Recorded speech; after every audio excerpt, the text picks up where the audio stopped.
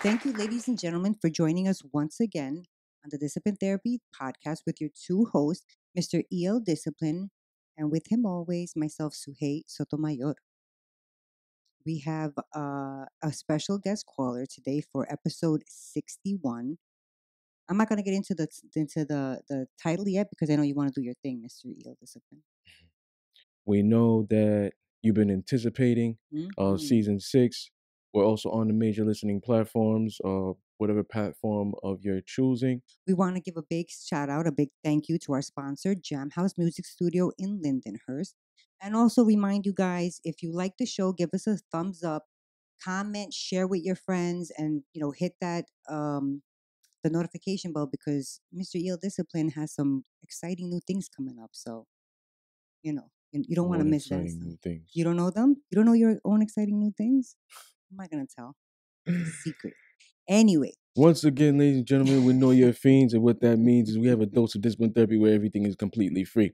See, if you subscribe, there's no monthly fee. It's free. It's judgment free, sucker free, censor free, sensitive free, and plenty of liberty. God and the ancient ancestors are great, and that means everything else is straight. So go grab your wine, popcorn, or roll a blunt. But the main thing is make sure the children are in bed. Why? Because we have that soul food and vulgar conversation. Prepare your mind to be fed. Light one up, inhale life, and exhale strife. Ladies and gentlemen, once again, you are tuned in to the Discipline Therapy Podcast. We're here. And also, before we start the actual show, you know how we do with this. Just to clear the energy. All right. So, episode 61 Your life has to change first before you can achieve your goals with our special guest, Andre A.J. Carter. And now, Andre A.J. Carter grew up in Jamaica, Queens, New York, in a turbulent household. His father was physically, verbally, and mentally abusive, who would often beat Andre and his mother as well. Andre faced gang violence in the streets, even witnessing friends getting killed as early as 10 years old. That is awful. Today, up against unbelievable odds, Andre A.J. Carter's resume reads 1982, New York State gold medalist swimming. Wow. By 19 years of age, Andre became a songwriter slash ghostwriter with 29 copywritten songs. He is a published author and a 3-time U.S. Library of Congress winner of poetry. By the way, I'm going to ask you, Andre, what exactly, how did you get that? And apart from being a writer, Andre is also a motivational speaker with a passion for helping underprivileged youth rewrite their thinking for what is possible with a refocus on what's important to their individuality. Individuality. That was a hard one. Andre, are you there with us? Yes, I am. All right. Now, I need to ask you this U.S. Library of Congress winner for poetry, and you're also in um, who's who in poetry around the world. What is that? Who's Who is a book that talks about all the famous people in what different industries. Mm. Mine was in, I was writing. There's finance, there's the medical field. Oh, They okay. talk about who's who in those areas, the top people. So where do we get this book? Because I want to see who's who in podcasting. If it's not Mark, us, it's nobody. it's Marquise Who's Who. Oh, okay. All right. So we have a little questions, a couple of questions for you. You're okay with that, right? Sure. All right. Your book, The Man. What's that? The manual, it's hyphenated. Oh, the manual. Okay. Um, it's joining two worlds together using a punctuation mark. Yeah, that's like for people who don't know what hyphenated is. Oh, okay, Yeah, got so you. it's the man dash Ewell, Oh, UAL. manual. Yeah, so it's pretty Oh, creative. Kudos to you for coming up with that. Thank you.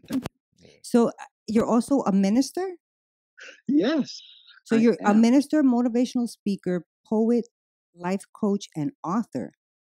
How did you get Yes. into each of these aspects here?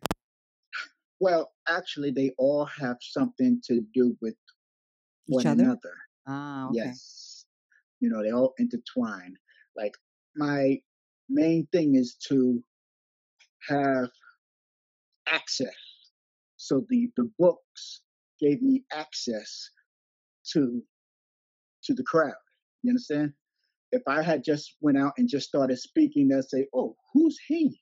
You Mm. know. You understand? Hmm. So So you wrote the as an books author, first? yes. Ah, Well, yeah. As far as before I became a minister and before I became a motivational speaker, yes, I wrote the books first. okay. And now, being a minister or a life coach, was there schooling required for that, or Yes, license? Yeah. there's a certification for the life coaching, and there's an ordination to become a minister. Oh, how long did each of these take?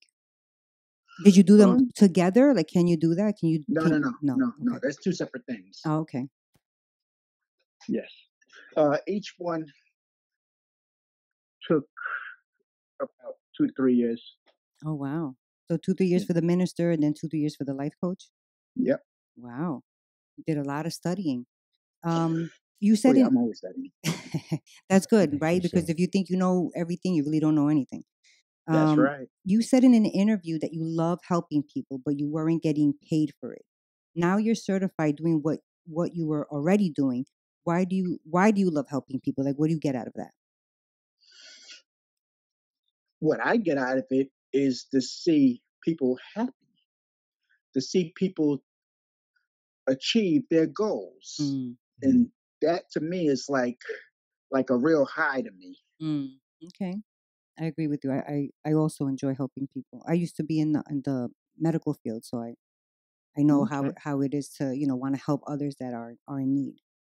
Um, what were the ups and downs on the path of being a minister or life coach, or even a motivational speaker? The ups and downs. Mm-hmm. Well, I mean, you have to start somewhere. That's true. For me, I was very nervous about getting in front of people. So Me I too. was never really a speaker, and I never could even imagine myself as being a speaker.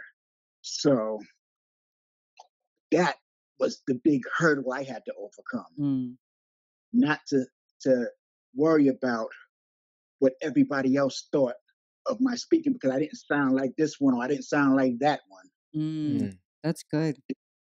You know, a lot of people think that because you don't sound like somebody else that you're not good. But you have to realize is that everybody has something to bring to the table. Mm-hmm. And maybe you didn't get it. Let's say, for instance, if you heard TD Jakes and he said something, maybe you didn't really get it when he said it. But then when I said it, you went, ah, Mm-hmm. Mm. same That's exact true. thing I said. But In a when a different different way. person says it, yeah, it Mm-hmm. just translates differently. Yeah, the delivery sometimes, same Yes, message, but some people like certain deliveries. right, exactly. Now, your book, the Man You Owe, the relationship book created for men and loved by women. What was your motivation or inspiration for writing this book? Okay, well, my inspiration to write the manual came from my joy of spreading knowledge. Hmm. I've always loved sharing things I've learned with everyone I meet. And in being a recovering sex addict, I learned, quite a bit about women and relationships, and I shared it all in the manual. Now, how when did you discover that you were a sex addict, and how long were you addicted to it? Let's say. Um, my discovery came, hmm, I would say, about 15 years in after after going through various women. So I was, do you but mind if I ask you how old you were? I was 33 at the time. Okay, so 15 years before you. Yes, Oh, okay. I saw in an interview, you were going through therapy for that. yes, yes. Mm. I go to therapy. I'm still in therapy at the moment. Hmm. Yes, For it. yes, Oh, wow. yes. Now, how did you become aware? Like, when was the point where you were like, "Holy crap, I'm a sex addict"? Like, when did you become aware of it? And from that point on, what did you do? Did you go to your doctor? Did you seek like a psychologist, psychiatrist, a therapist? I became aware when I was at my job and an older woman came to me and said, "You know, there's some bad rumors about you going around. They said that you had sex with every woman from the 10th floor to the lobby." And I Mm. was like, wow, really? And I had to analyze that. And it was like, wow, you're probably right. So you I did was have sex with all the I women was from about the to ask you, did you? I was gonna ask him the same Or did you thing. just have sex with a few and then she was just No, What the no, it heck? embellishing, wasn't a few. I embellishing? used to have sex with around 4 to 5 women a day sometimes. Oh wow. So, yeah, it Can, was quite a bit. can I ask you a question? It might be a little touchy. Okay, go ahead. How does it work? You being a minister and still being a sex addict. Do you fight those kind of cravings all the time? You see, people always ask that. And one thing you must understand is this: a minister is but a man, okay? Mm-hmm. And the Bible tells you that we have all fallen short of the glory of God, okay? Mm-hmm. So, being this flesh in the flesh, yes, I was previously a sex addict. Um, and I'm getting help for that, Mm-hmm. okay? Just because I was a sex addict does not mean that I can't spread the word and I can't change my life around and all those type of things. Mm-hmm. Anybody can change their life around. Mm-hmm. Yeah. I wasn't a sex addict during the time I was a minister. Mm. You know, I'm still getting help for that. And actually, I was married for 21 years. Oh So, wow. Are you still married? yes. Oh, that's nice. Um, I know you wrote like 4 or 5 books, but your recent one is supposedly like a GPS on how to attract a woman, maintain a woman, and keep a woman. What else can you tell me about it? When I wrote that, as I said, it was about helping people and just informing people how to date. A lot of people out there don't know how to date, what it takes, Okay. what, because people always ask me, how did you get all these women? How did you do that? Mm. And I try to tell people it's not just what I say to them because it's something very difficult to teach. I Mm. can't just show you what I did. It's the whole package. It's the Right. It's like some people would say you either have it or you don't. right, exactly. Okay. Yes, yes. It's the smelling good. It's the fresh haircut on top of what you say, the way you dress, the manicures. Mm. When women see those things, they respond differently than they see a guy that just got on sneakers and jeans. Mm. So you're telling the men out there you really have to play the part. Right, exactly. Isn't it fair to say though that different women like different styles? Oh, there's somebody for everybody. First of all, I'm not saying that. There's somebody for everybody. Mm. You can be the fattest, ugliest guy in the world and whatnot. I mean, you look at Biggie and when he had Faith and Lil Kim and all, he was a cross-eyed fat guy. That's so, true. so, you know, anybody can do it. It's just a matter of I guess getting comfortable with attracting. yourself, right? Right. Mm. Yeah. Now, would you ever write like a horror book, erotica, or action-packed thriller novel, or any of those?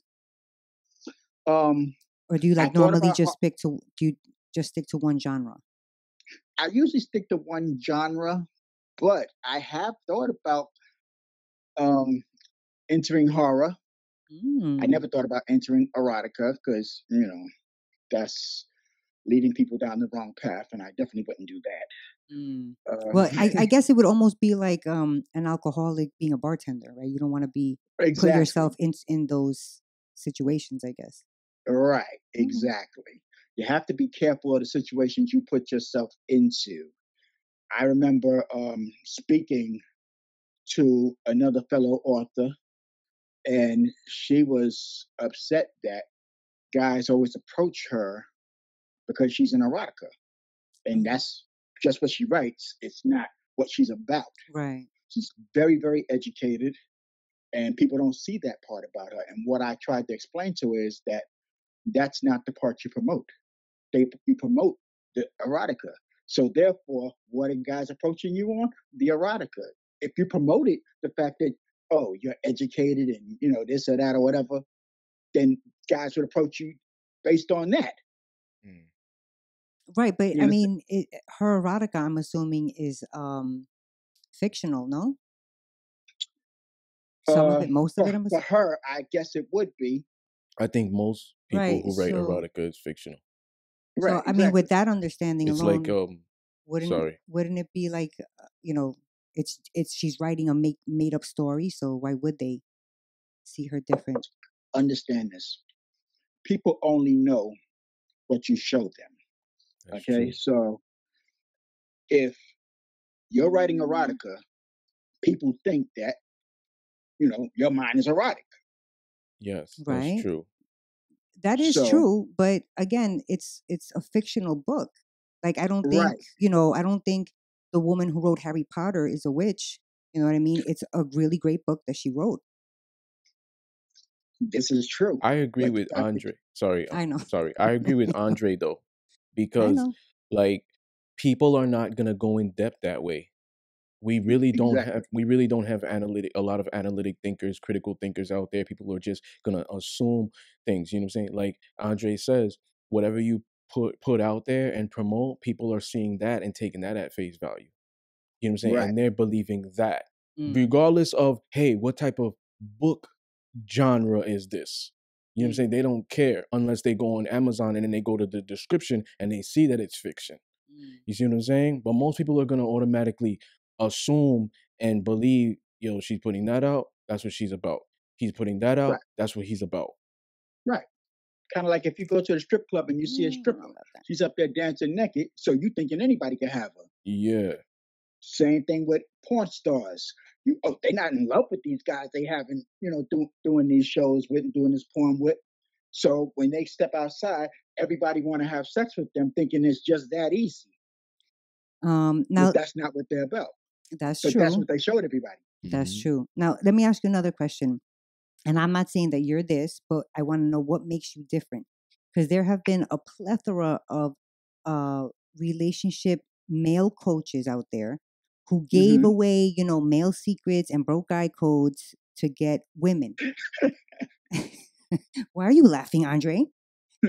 And they ended up being frauds, not Right, practicing what they preach. So how are right, what is your exactly. book and how are you different from these?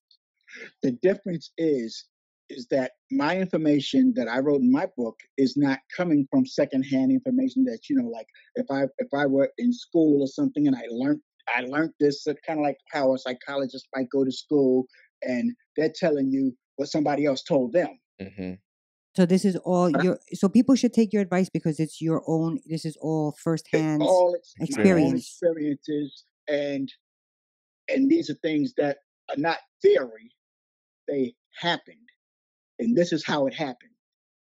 So Mm. I'm telling you, just like if you got in the car and you wanted to go somewhere and you said, "Oh, how do you how do you get to how do you get to Coney Island from here?"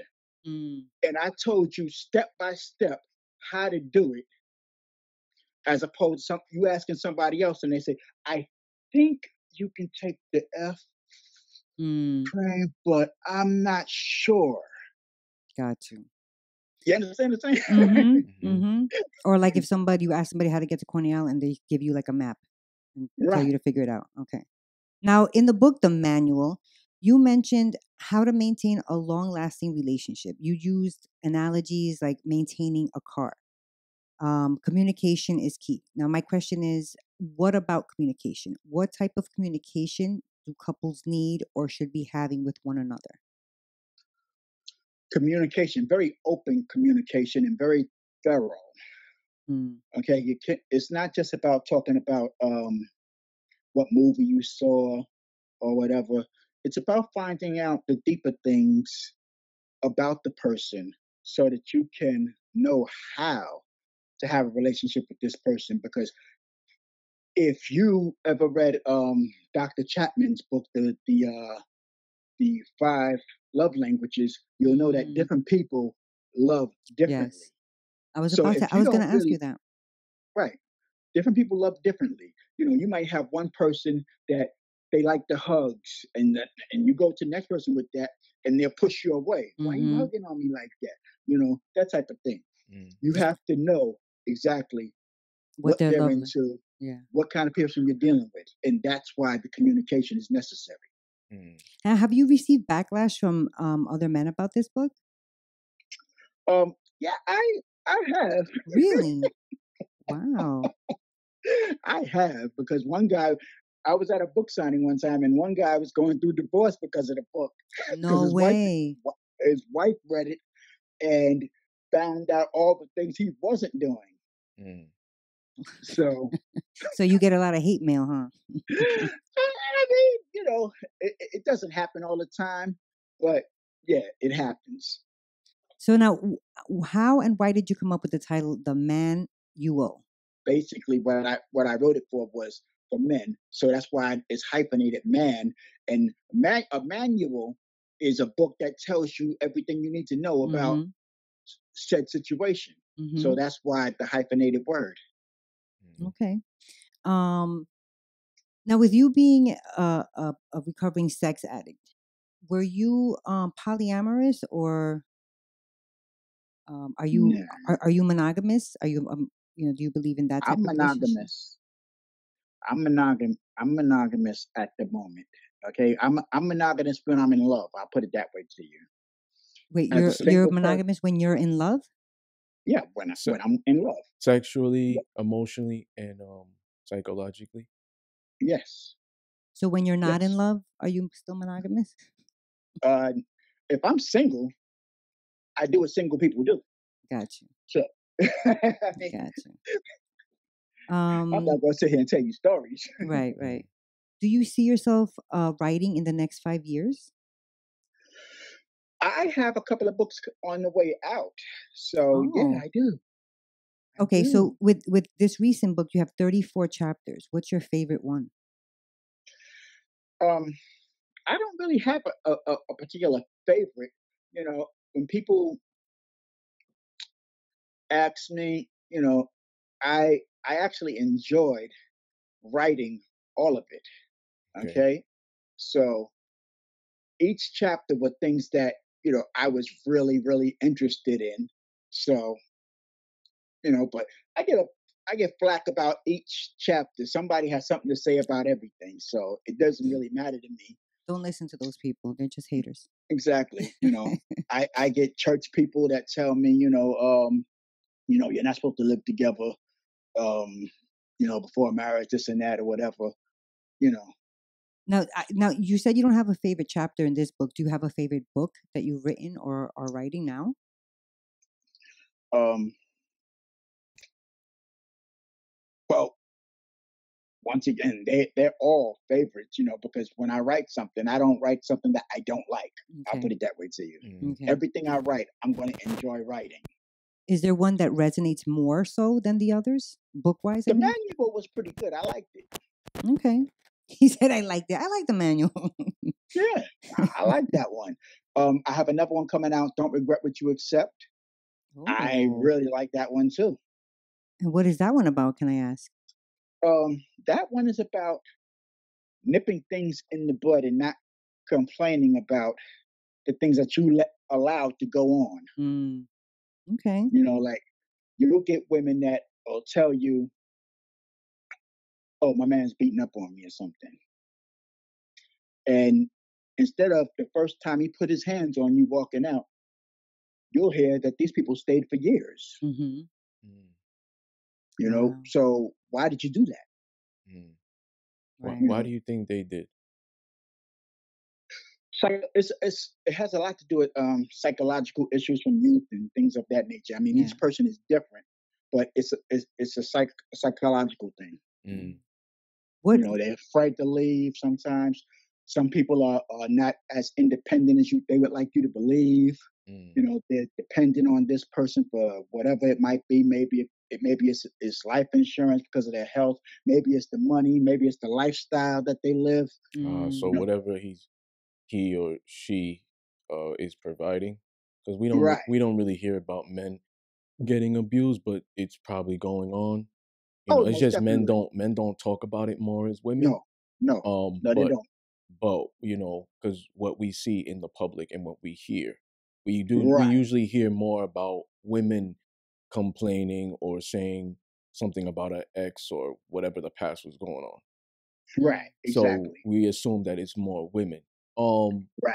so It's not it's fair to say that whatever he's providing. right. Mm. I mean, that's just one scenario. Mm-hmm. I'm not saying that's all Oh yeah, scenarios. Right, right. yeah. Now, Okay. what's your zodiac sign, if you don't mind I'm a me asking? Taurus. Oh, okay. Okay. I'm a Taurus. Yeah. Now, and where can people find you? Like, where can they purchase your books? Where can they? Are you doing any speaking engagements or anything like that? Uh, Actually, I have a speaking engagement coming up in Jamaica. Probably next month, I believe. Mm. Uh, yeah, Let And us know right near about that. near York College. Let us know about that. Hit us up. Huh? I said hit Oh, us. oh, most definitely, definitely. And I have a podcast coming out too. That's what's up. oh, how exciting! What is your podcast going to be called? It's called The Love Commandments. The Love Oh, Commandments. I like I that. gotta admit, Yes. man, you're pretty creative. I With like that. the titles, right? I like I that. like that too. We're Just stealing that with one. I everything, said we're stealing that one. just with everything you're doing. Oh, Thank you, thank you, that's what's up. thank you. So where can people purchase your books? I can't even talk today. I could be found on Amazon, Goodreads, Barnes and Nobles, all of that type of stuff. You can follow me on Facebook and Instagram at Just Ask Dre. Okay. That's Okay, JUSTASKDRE. Just okay, Ask Dre. great, great. Okay. And my last question: did you write this latest book to get women or get more women? No, Okay, no, I have I was no just problem making sure. getting women. Ew, As you I with your told you, I bad have to have self. 4 or 5 women a day. Oh my goodness. Do I sound like I have a problem getting women? Not at all. So wait, are you in a? He's I married. forgot. You are He's married. married. What does your wife think of Yes. this? Well, she knew I had a past, and her friends even warned her against, getting with me. But Really? yeah, yeah, How long have you been married for? 21 years. Oh, that's Oh, nice. that's what's up. Congratulations. That's beautiful. So, do you have any final thoughts, for any like just food for thought, whether it's motivational, inspirational, someone who Spiritual. wants to spiritual, someone who wants to be an author, relationships, whatever you want your final thoughts to be. Do you have any? Ah, okay. Um, as far as being an author, I will say this: an award-winning writer is not someone who starts off at the top. At one time, they were, at the bottom. Everybody has a beginning. So the climb to the top is full of rejections, late nights, bad reviews, lack of attendance for your signings and book readings, tears and fears. The difference between a writer who works a mediocre job and an award winning author is one of them didn't quit. Mm, Mm, very good. I like I that. That's think the so. only difference. I like that. All right. Now, motivational, I'll say this: time is your most important asset. Okay. Because the same time that is given to the genius, which is 24 hours, is given to the person that you see as a failure in life. They Mm, just spent their time differently. mm, That's Mm-hmm. the only difference. Nobody came in the world with $1 million in their pocket. We all came in naked. mm, So when you consider that, work ethic and time and how you spend that time is very important. mm. That's very true. Wow, you are good. I Yeah. was super motivated right now. All right. We just want to thank you once again for making time to be on the show. We wish you all the luck in your endeavors. Hmm. You know what I'm Thank you. saying? And please let Same us here. know about the speaking The engagement you speaking, have. yeah, and the Oh, most podcast. definitely. Oh yeah, and the Definitely. podcast. Yeah. We could do Definitely. crossovers. All right. Thank you so much, Andres, for joining us today. Thank you for having me. You're very welcome. Have a good night. All right. You too. Bye Bye. bye.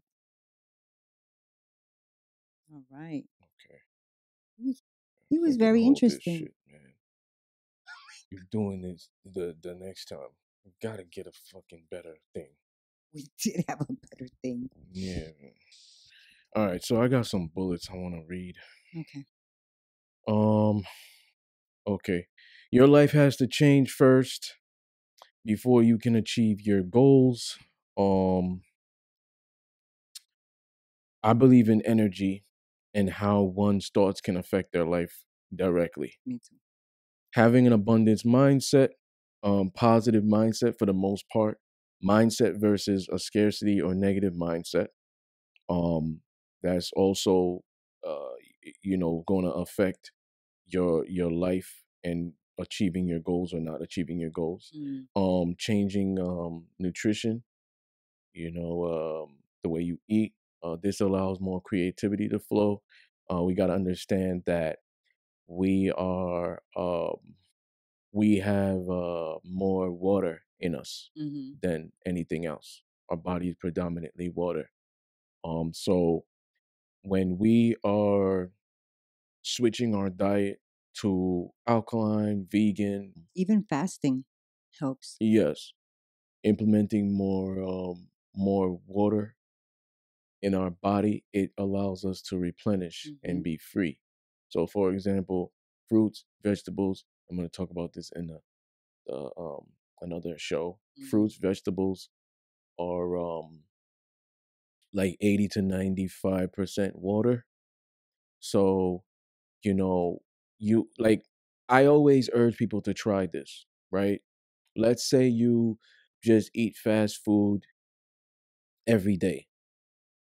Change it to lettuce, change it to fruits, vegetables. You can have fruits in the morning, vegetables in the afternoon or whatever. You can still have your pizza or spaghetti, once in a blue, Mm. especially spaghetti during like, maybe lunchtime because it's gonna, transfer into like glucose and then 'Cause energy. is it because you burn it quicker than Yeah. okay? I wouldn't recommend this shit at night, like the personal trainer, nutritionist guy who's coming out. Mhm. I wouldn't recommend that at night because our body and our system slows down after like 6 p.m. Mm. So like by implementing these things, it allows things to flow. Think of it as a tunnel, Mhm. right? And when you have like water and these vegetables, it's flowing versus like McDonald's and all this other junk. Now it becomes like a golf ball trying to go into a tight Mm. tunnel. So I always say, and I said this in episode 9, the healthcare one, when you eat differently, you start feeling different. Energy changes, Yeah, your that's thoughts, very true. creativity, you become more conscious. Spirits might be able to, speak through you now and you see things, hear things that a regular human being can't because now there's not a force field. And I Mm. could go more in depth of how this is the plan Mm. in the world, you know what I'm Mhm. saying? But we're not gonna go, you know what I'm That's saying? for a different topic. Yeah, but when you are able to incorporate these things in your diet, you're gonna start to see a change in the entirety, whether Mhm. it's mind, body, spirit. I agree. Um, I also you got think. Go go ahead. ahead. Go ahead. No, because I'm going through the bullets and I'm not Right. gonna I was stop. gonna say you should. You could also change what you're reading and listening to. I was Oh, okay, jumping there too. okay, yeah, that's important. I always say that we are spirits in flesh, not the other way around. There's a big misconception that we live in a physical realm and not a a spiritual one. So Mm. we're a heart with a plug at the end of it, and that plug goes into an outlet. So whatever we're absorbing is that outlet. music, television, Mhm. shows, whatever it is, other people. And that goes to the television shows reality. You got to cut those out. Mhm. They're great and they're fun, but if they're not conducive to your life, excuse me, if they're not conducive to your life, like leave them. Like, why are you watching reality shows where they're just creating drama and stuff? Like that's embedding in your DNA. Now Mhm. you're gonna think that it's cool to create drama, even with your partner. You can see a Mhm. couple going through it, and it's dramatic. You're laughing at it. It's being embedded in your DNA, and you go through that eventually because of what you saw. Mhm. It's a subconscious thing. Um, Or couples could be watching the same thing, and the guy laughs at it, and she takes offense over what's happening on TV, and there goes they start a fight right there watching it. yeah. Yeah. Change who you follow on social media or groups. That's energy as well. Yeah. Being financially independent is imperative.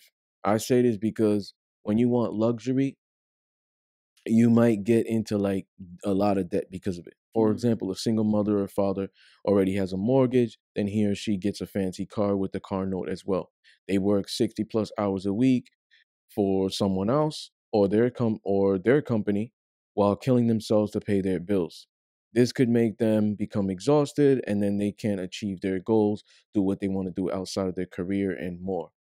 I'm not saying you can't have fancy things. I'm just saying that if you get into a lower payment, build credit, low APR, which is an acronym for annualized percentage rate, low interest rate, or you just buy things in full, like Mm. buy it in cash, buy it in credit. Don't have a loan. But I think it's if you're trying to build credit, it's better to get in a low interest rate. Mm. You know what I'm saying? It makes your payments better. Because if you get into like high interest rate, you think you're paying for a car that's like uh 5,000, but the interest rate is like 19. You're really paying 10,000 Oh because wow. that interest rate. Do you know what I'm saying? But you might have like a low monthly payment, like let's say 400 a month, 300 a month, but the interest rate, you gotta pay it, and then you gotta look at like, okay, if you're late, this is comes the interest rate. You know what I'm saying? A lot of people don't understand that. They don't know it. That would be me. Um, yeah. Most jobs we engage in, we do one or two, standing or sitting. So sitting jobs are more risk for your health. Mm. I've always said this. So you see, nurses in ICU, doctors, retail, managers or whatever, cashiers, construction workers, um, teachers, they're burning more calories versus I always tell you on this podcast, yo, let's not be here for 3 hours. Yeah. Not because we can't go, we can go. But We sure one, can. we do appreciate our guests. I Mhm. know I wouldn't sit down for a 3 hour show. I would skim through it. Yeah. And two, I'm just not a person that likes to sit down. I like to be active Right. and shit like that. And I feel like the more we sit down, whether you're doing it at a desk or whatever, you're killing yourself more. The biggest death in this world is retirement. That's true. That's true. That's why like I remember like Papa, I always talk about Papa. He died at 101. Papa, when he retired, he was always doing something, whether it was gardening, whether it was lifting something, trying to fix something. Papa was always doing that. My Keeping grandfather, busy. Mm. you know what I'm saying? So he was always doing that because that's just the Dominican, Haitian in him, that is just like, they're workers. Mm. They don't need to fucking put an alarm. They got their own personal alarm. At night, night prior, they're like, yo, I gotta wake up at 5 o'clock. They're waking up at 4:50, Mhm. getting ready to go. No alarm. They just ready to work. I need So an alarm. yeah, so Shoot. I believe all these things. This was kind of like my final thoughts. You have anything? No, I definitely also believe in pretty much all the bullets that you have down. I always tell my children, change the way you think. If you see something in a negative light, take a step back, take a breath, especially if you're getting emotional over it, and try to see it from different directions. Try to see it from a different angle. That way, you can learn more from this situation. I always tell them, it's okay to be sad about something for that time, but you want to give yourself an hour to be sad over whatever it is that's making you sad. That's all fine and good. Everybody has emotions. Mm. You have to um figure them out, but don't let those emotions control you. don't let it ruin the rest of your day, because we all have things that we have to do. We have bills to pay, a job to go to, something. So as long as you can, you know, kind of take yourself out of the situation and look at it through a different perspective, always try to see the silver lining in something. That's just my advice. All right. So if there's nothing else, ladies and gentlemen, thank you for tuning into the Discipline Therapy Podcast. Peace.